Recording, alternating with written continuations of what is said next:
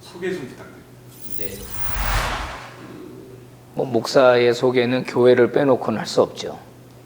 전통적인 교회, 52년 된 교회에서 12년째 사역하고 있는 서부제일교회 김한원 목사입니다. 작년 이제 코로나로 사회 전체가 다 힘들었는데 서부제일교회에게 작년 코로나는 어떤 어려움을 주고 처음에 어떤 것부터 극복하려고 노력하셨는지. 코로나 때문에 힘들었던 거는 일단 코로나가 뭔지조차도 몰랐던 거, 그리고 이것이 교회와 사회에 어떤 영향을 끼칠 것인지 예측할 수 없었다는 것, 또 얼마나 오래 갈 것인가 하는 것도 예측이 전혀 되지 못했다는 게 제일 힘들었던 것 같아요. 제일 중요한 건 일단 교회에 오지 못하는 거더라고요. 그리고 마음대로 모일 수 없다는 거, 그게 이제 제일 큰 문제였죠. 올 수 없고 모일 수가 없다 그러면은 다른 방법은 뭐가 있겠는가? 이제 그거를 찾아야 되는 거죠. 그래서 이제 예배를 어떻게 드릴 것인가 하는 문제랑, 그다음에 신방을 어떻게 할 것인가, 그리고 성도들의 양육을 어떻게 할 것인가, 모일 수가 없으니까 다른 방법을 찾아야 되잖아요. 그 대안들을 만들어내는 것이 이제 가장 힘들었죠. 그리고 나름대로 이제 그런 방법들을 이제 찾아 나가는 그런 과정이었다고나 할까요? 작년 한 해를 이제 보냈습니다. 모이지 못하는 상황 속에서 찾으실 방법들, 어떤 것들? 일단 교회 안에서 있는 예배를 이제 공예배와 집회로 이제 구분을 할 수 있다면, 반드시 생명처럼 꼭 지켜야 될 부분과 또는 좀 내려놓아도 될 예배, 집회가 있는가, 이걸 좀 구분을 해야 될 것 같았어요. 그래서 제일 먼저 우리 교회는 이제 오후 예배를 드리지 않기 시작했습니다. 오후 예배를 드리려면 이제 점심을 줘야 되니까, 그럼 식사를 줄 수 없는 상황이니까 오후 예배를 드리지 않았죠. 그래서 주일 예배 중심으로 일단 시작을 했는데, 사실 제가 코로나를 예측한 건 아닌데 우리 교회에 그야말로 신의 한 수가 있었어요. 그것은 코로나 터지기 1년 전쯤인가 교회의 방송 장비를 교체를 하면서 디지털화를 했습니다. 그리고 실시간 예배 중계가 가능하도록 하는 장치들을 다 부착을 했어요. 코로나 이전에 온라인으로도 예배 중계가 되고 있었습니다. 여행 가신 분이라든지 병원에 입원하신 분들이라든지 실시간으로 예배에 참여하고 있었죠.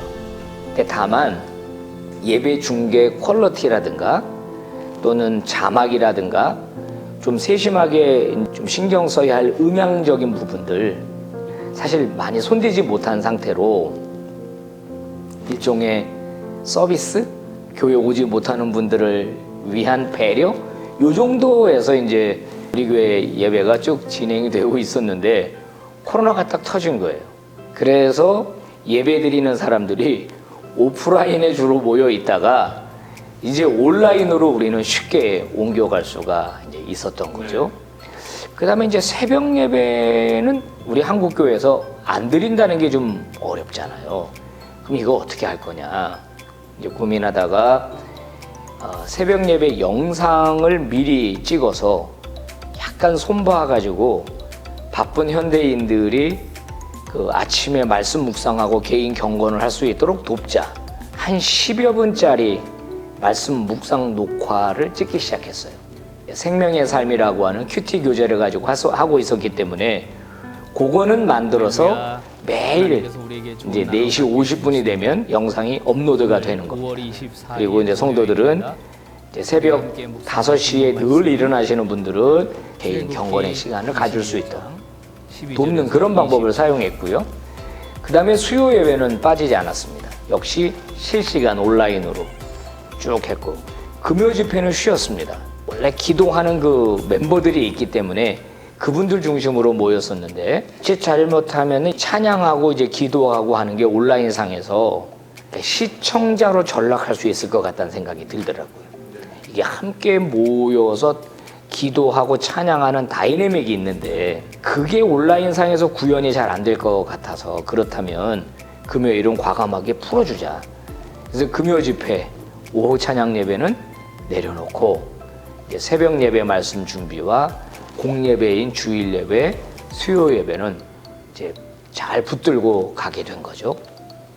우리는 다 이제 봉사자들에 의해서 방송실이 운영이 되고 있었는데 이 친구들이 공부를 좀 해보더니 더 좋은 퀄리티로 소리를 내보낼 수 있고 더 좋은 영상을 내보낼 수 있는 방법들을 이제 찾아내기 시작하면서 특성자들, 이게 모든 게 다 마이킹이 돼야 되는 거예요. 중계가 돼야 되니까. 근데 전에는 그게 전혀 고려되지 않았다가 어떤 마이크를 세워야 되는지 또 얼마나 떨어져서 해야 되는 건지 그 수음은 어떻게 되는 건지 준비를 거쳐서 이펙트 같은 게 걸려서 예배드리는 사람들의 그 기기 스피커로 나가게 되는 이 과정들은 약간 전문가적 손길이 필요하더라고요. 나름대로 우리는 아마추어인데 다 그걸 공부해가지고 하나씩 만들기 시작했고요.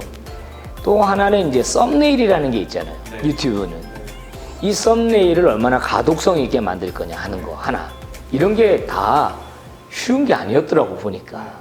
거기다가 유튜브 계정을 만들고 유튜브 계정을 어떤 카테고리로 묶을 것인가. 강의료는 강의료대로, 교회 학교는 교회 학교대로, 또 뭐 수요예배는 수요예배대로 이런 데 카테고리를 묶고 어떤 걸 먼저 띄우게 할 것인가. 이런 것도 다 사실 다 전략이었더라고요. 이런 것들을 이제 하나씩 세우면서 예배의 부분들을 이제 우리가 이렇게 빌드업을 했죠.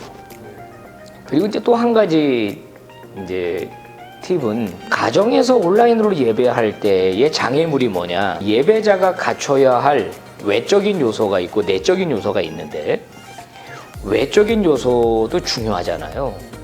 잠옷바람이라든지 뭐 세수도 안 하고 앉아서 누워서 요건 좀 교육할 필요가 있겠구나. 그래서 온라인으로 예배 잘 드리는 방법, 그 매뉴얼을 만들었어요. 초기에 좀 교육을 했습니다.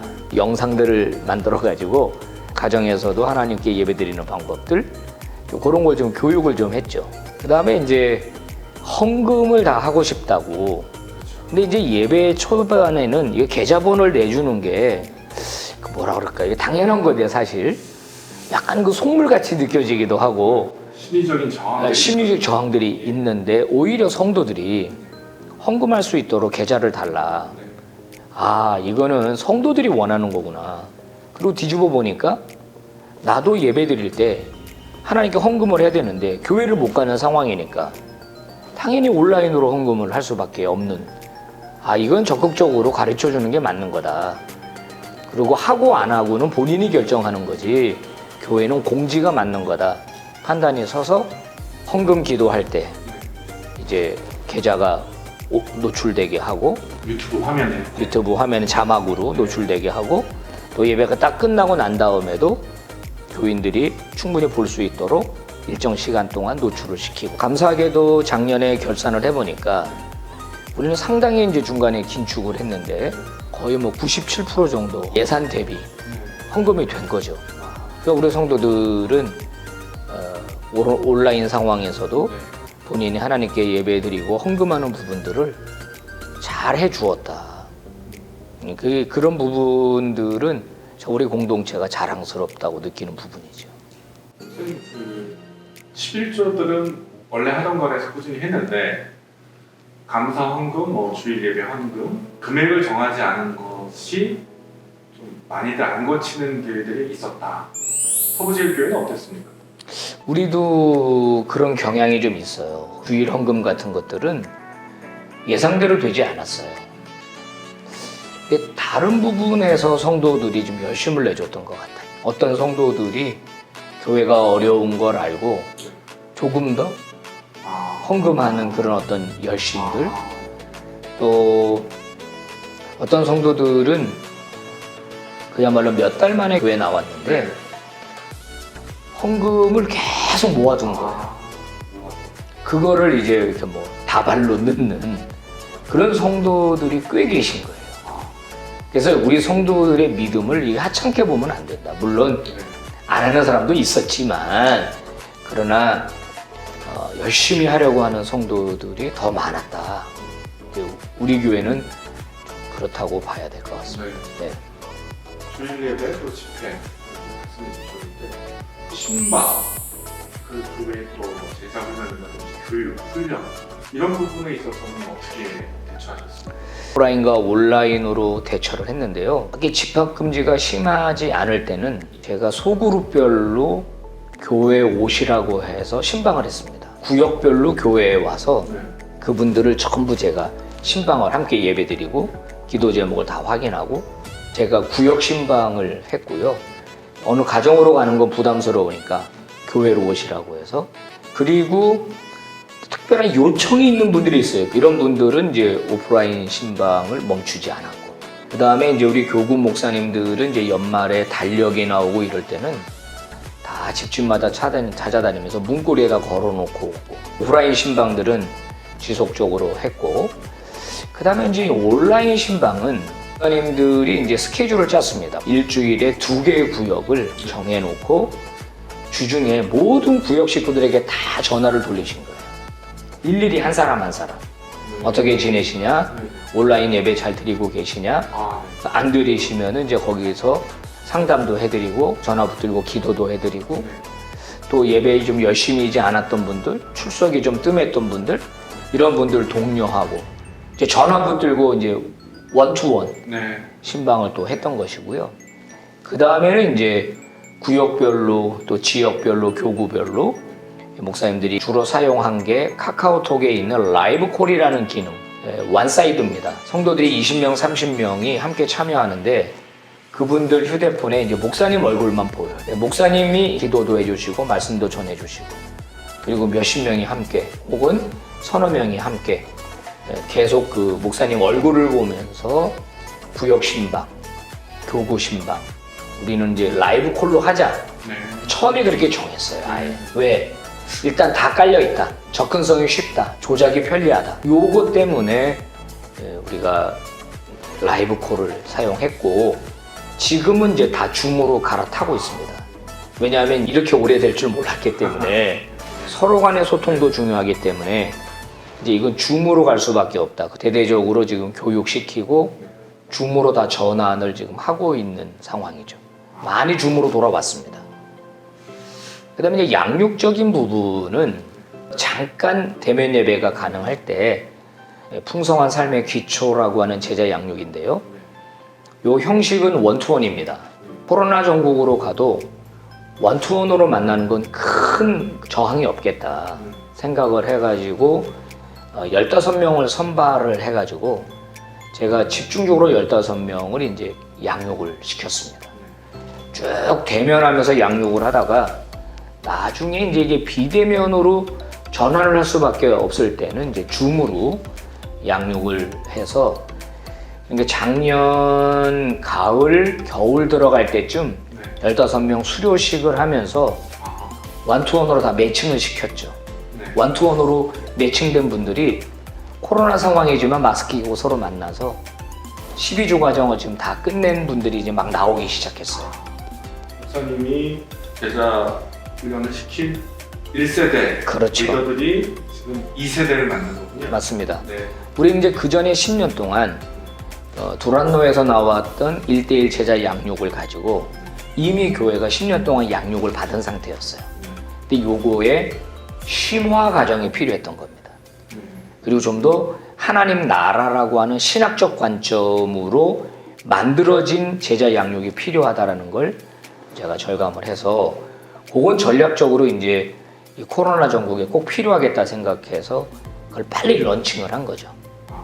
그리고 이미 뭐 부교육자들은 다 이미 오래전에 다 했고 그게 이제 우리가 오프라인과 이제 온라인을 겸하게 된 것이고요.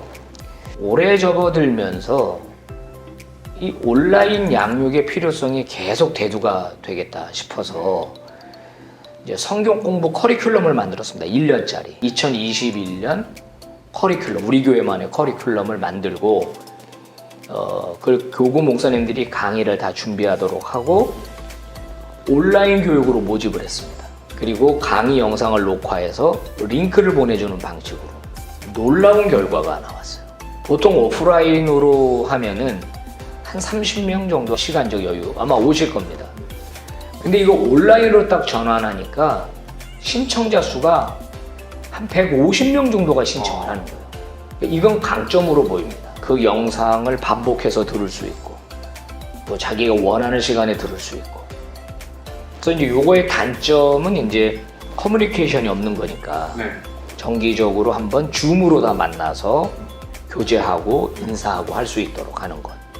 그다음에 자기가 강의 들은 내용을 요약해서 보고서나 일종의 리포트를 내게 하는 이런 보완을 통해서 이제 소위 양육적인 부분들을 이제 우리가 커버를 한 거죠.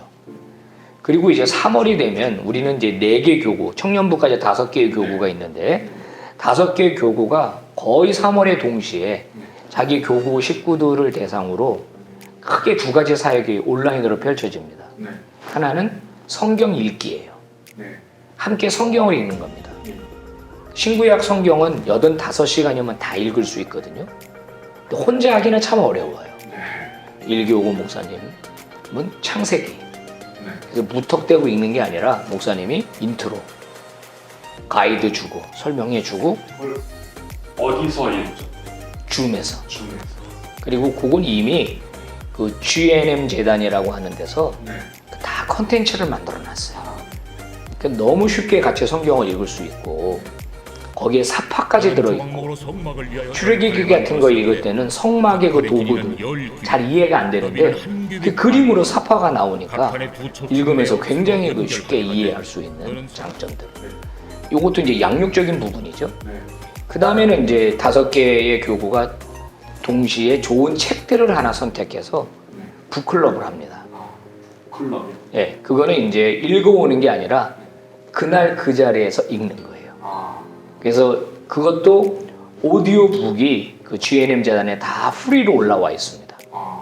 그래서 교구별로 책들을 선택하게 하고 사람들을 모아서 정해진 시간에 실시간 온라인 줌으로 함께 책을 읽고 그리고 책 읽은 내용을 가지고 서로 쉐어하게 하는.